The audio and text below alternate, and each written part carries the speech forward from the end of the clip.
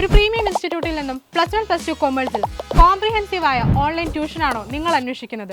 എങ്കിൽ south India's largest edtech പ്ലാറ്റ്ഫോമായ Xylem ഉണ്ട് നിങ്ങളോടൊപ്പം യുവ ബാച്ചുമായി. ഹലോ ഡിയേഴ്സ്, നമ്മുടെ ഫസ്റ്റ് അലോട്ട്മെന്റിങ് എത്തിയിരിക്കുകയാണ് അല്ലേ. കുറേ ആൾക്കാർക്ക് ആഗ്രഹിച്ച സ്കൂളൊക്കെ കിട്ടിയിട്ടുണ്ടാവും. ചിലവർക്ക് അവർ ആഗ്രഹിച്ച സ്കൂളിലേക്ക് എത്താൻ പറ്റിയിട്ടുണ്ടാവില്ല. പക്ഷെ വിഷമിക്കേണ്ട കാര്യമൊന്നുമില്ല, ഇനിയും അലോട്ട്മെന്റ്സ് വരാനുണ്ട്. ഈ വീഡിയോ ഫസ്റ്റ് അലോട്ട്മെന്റിൽ സ്കൂളിൽ കിട്ടിയിരിക്കുന്ന കുട്ടികളോടാണ്. ഇനി നമുക്ക് മുന്നിലുള്ളത് അഡ്മിഷൻ പ്രോസസ്സാണ്. അഡ്മിഷന് പോകുമ്പോൾ എന്തൊക്കെ സർട്ടിഫിക്കറ്റ്സ് ആണ് നമ്മൾ കയ്യിൽ കരുതേണ്ടത്, എന്തൊക്കെ കാര്യങ്ങളാണ് നമ്മൾ ചെയ്യേണ്ടത്, ഈ കാര്യമാണ് നമ്മളിപ്പോൾ ഡിസ്കസ് ചെയ്യാൻ വേണ്ടി പോകുന്നത്. സോ ഏറ്റവും ഇമ്പോർട്ടൻ്റ് ആയിട്ടുള്ളതെന്ന് പറയുന്നത് നമ്മുടെ യോഗ്യതാ സർട്ടിഫിക്കറ്റ് ആണ്. അതായത് SLC സർട്ടിഫിക്കറ്റ്. നിങ്ങൾ സ്റ്റേറ്റിൽ പഠിച്ച ആൾക്കാരായിരിക്കാം, അല്ലെങ്കിൽ ICSE CBSEയിൽ പഠിച്ച ആൾക്കാരായിരിക്കാം. സോ നിങ്ങളുടെ SLC സർട്ടിഫിക്കറ്റ് ആണ് ആദ്യമായിട്ട് നിങ്ങളുടെ കയ്യിൽ വേണ്ടത്. SLC സർട്ടിഫിക്കറ്റ് കിട്ടാത്ത ആൾക്കാരുണ്ടെങ്കിൽ അതിൻ്റെ മാർക്ക് ലിസ്റ്റ് പ്രൊഡ്യൂസ് ചെയ്താലും മതി. ഇനി നെക്സ്റ്റ് വേണ്ടത് ട്രാൻസ്ഫർ സർട്ടിഫിക്കറ്റ്, അതായത് നമ്മൾ TC. അത് സ്കൂളിൽ നമുക്ക് കിട്ടിയിട്ടുണ്ടായിരിക്കും. അതും നമ്മൾ ഇനി പോകുന്ന സ്കൂളിൽ അത് സബ്മിറ്റ് ചെയ്യണം. അതേപോലെ തന്നെ നമ്മൾ കണ്ടക്ട് സർട്ടിഫിക്കറ്റ്, സ്വഭാവ സർട്ടിഫിക്കറ്റും നമ്മളവിടെ കാണിക്കേണ്ടതാണ്.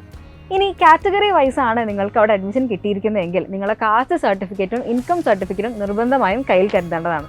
അതുപോലെ തന്നെ നമ്മുടെ ആധാർ കാർഡ്, അതായത് ID പ്രൂഫ്, നമ്മൾ ID തെളിയിക്കുന്ന ഏതെങ്കിലും ഒരു പ്രൂഫ് നിങ്ങളുടെ കയ്യിൽ ഉണ്ടായിരിക്കേണ്ടതാണ്.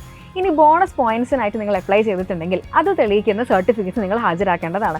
അതായത് NCC, NSS, അതേപോലെ തന്നെ നമ്മുടെ സ്റ്റേറ്റ് നാഷണൽ കോമ്പറ്റീഷൻസിന് നിങ്ങൾ പങ്കെടുത്തിട്ടുണ്ടെങ്കിൽ അതിൻ്റെ സർട്ടിഫിക്കറ്റ്സും നിങ്ങൾ ഉറപ്പായിട്ടും കയ്യിൽ കരുതേണ്ടതാണ്. സോ ഇത്രയും കാര്യങ്ങളാണ് നിങ്ങൾ പ്രത്യേകമായിട്ട് ശ്രദ്ധിക്കേണ്ടത്. ഈ സർട്ടിഫിക്കറ്റ്സ് എല്ലാം നിങ്ങളുടെ കയ്യിലുണ്ടെന്ന് ഉറപ്പ് വരുത്തുക. അഡ്മിഷൻ പ്രോസസ് ഒക്കെ കൂളായിട്ട് പോട്ടെ. All the best.